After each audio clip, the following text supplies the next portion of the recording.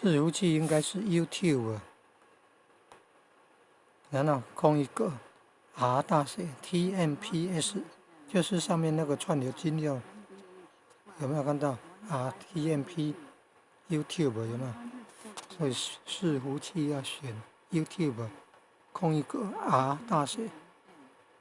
TMPS 有一个 S，UT 就是 YouTube U 大写，然后